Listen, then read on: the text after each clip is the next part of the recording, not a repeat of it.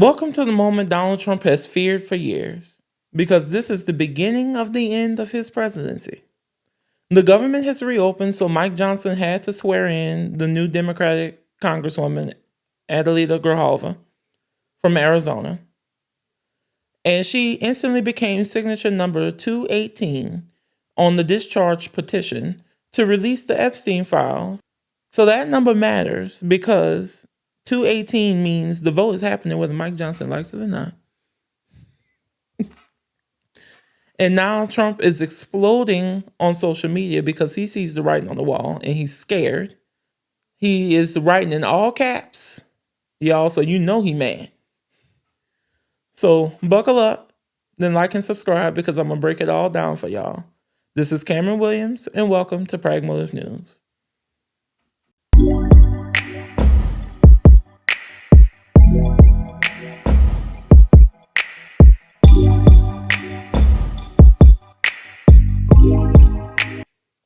Donald Trump is in full panic mode as these Epstein files come to light.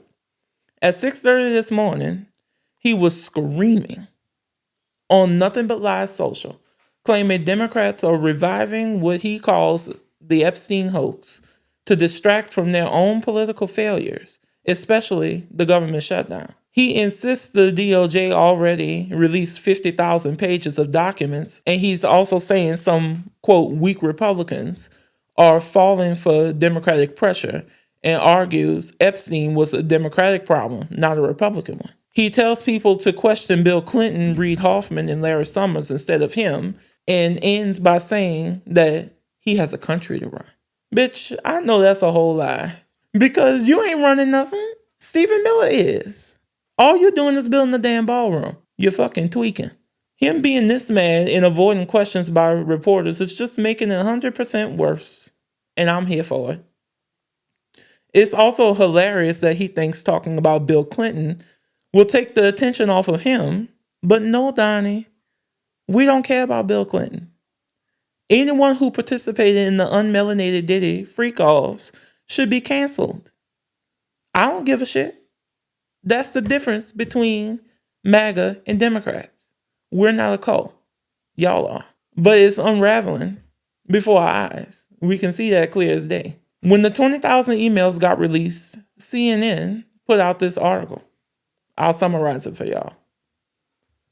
According to this CNN article, newly released Epstein emails from House Democrats raised fresh questions about what Donald Trump knew and how close he was to Epstein and Ghislaine Maxwell.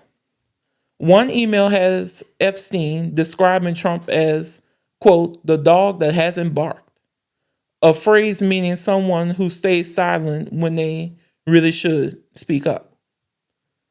Epstein wrote that a redacted victim has spent hours with Trump at his house. Another message has Epstein claiming Trump knew about Maxwell's recruiting underage girls and that Trump actually asked her to stop when she tried to recruit at Mar-a-Lago.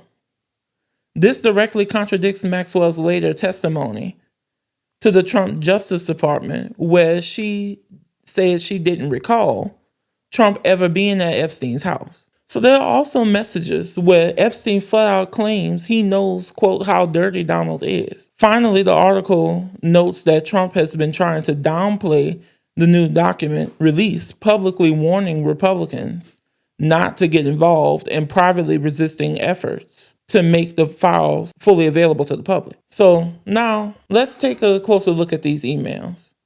I have a couple for y'all. The first one I feel is the most telling, and no one is really talking about it. This exchange is between journalist and author Michael Wolff and Jeffrey Epstein himself. Michael Wolff wrote to Epstein, I hear CNN is planning to ask Trump tonight about his relationship with you, either on air or in scrum afterwards. Epstein's response was, quote, if we were able to craft an answer for him, what do you think it should be? Wolff replied, I think you should let him hang himself.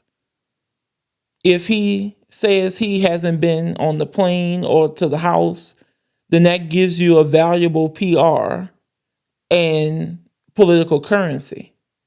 You can hang him in a way that potentially generates a positive benefit for you, or if it really looks like he could win, you could save him generating a debt. Of course, it is possible that when asked, he'll say Jeffrey is a great guy and has gotten a raw deal and is a victim of political correctness, which is to be outlawed in the Trump regime.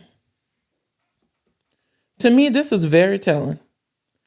You don't try to spin shit or craft answers for somebody if you've done nothing wrong. So moving on to the next email exchange.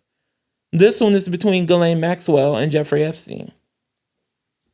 Jeffrey Epstein wrote, I want you to realize that dog that has embarked is Trump.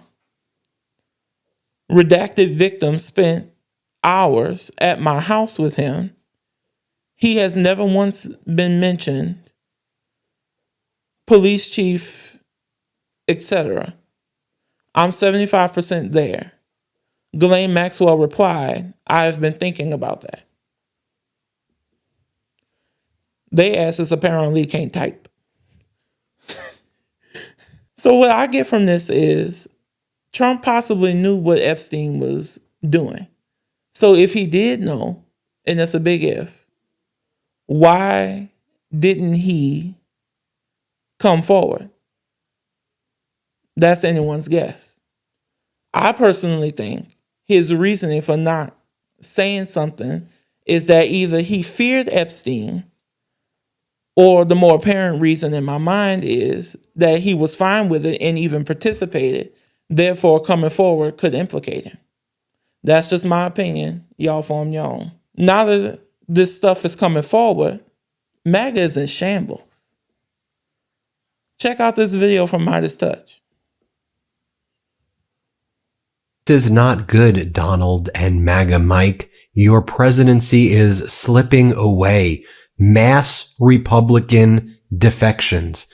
As many as 100 Republicans in the House of Representatives may be voting to release the Epstein files against Donald Trump's demands that anybody who votes to release the Epstein files is engaged in, quote, a hostile act, end quote, against Donald Trump.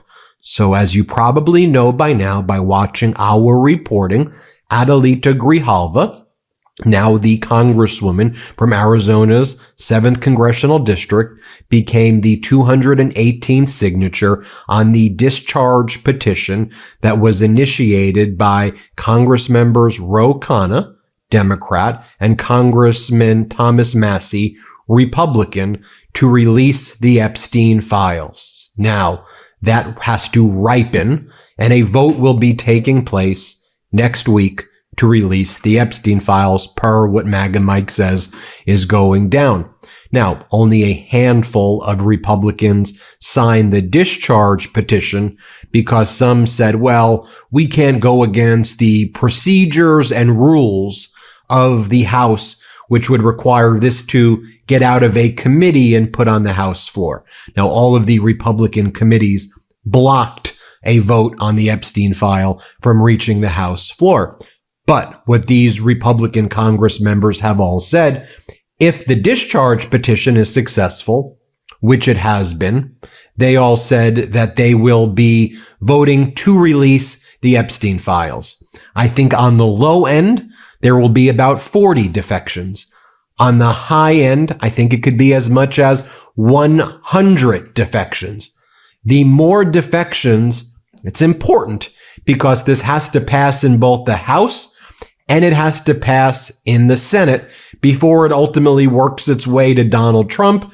And then he'll be put in a position where he'll be forced to veto this thing, which we'll see when that goes down. Imagine that pressure as it builds there.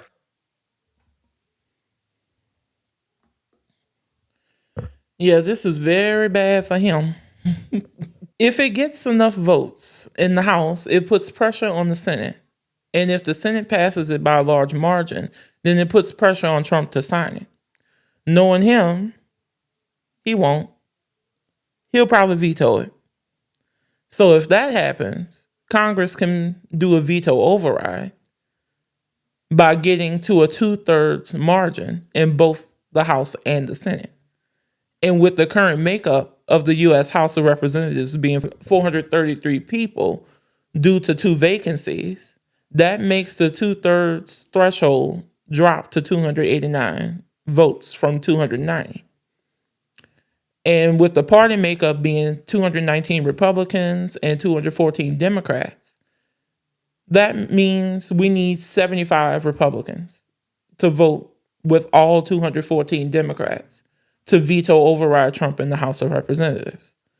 As for the Senate, the 2/3 threshold is 67, which means we need 20 Republicans in the Senate to vote with all 47 Democrats in order to veto override Trump in the Senate. And that will release the rest of the files. Now, we don't know what the gang of 8 rejected Democrats will do because they voted against us once before. So it remains to be seen as to whether they'll fall in line. I hope they do because I want some more tea. So that's all for now. Like, comment, subscribe, and follow at Pragmotiv News everywhere to stay pragmotivated. Also, remember you can find us across major platforms like Spotify, Apple Podcasts, Audible, and iHeartRadio so that you can listen to us even when you're on the go. So head on over there now and follow us and leave a review. It really helps us out. And until next time, peace.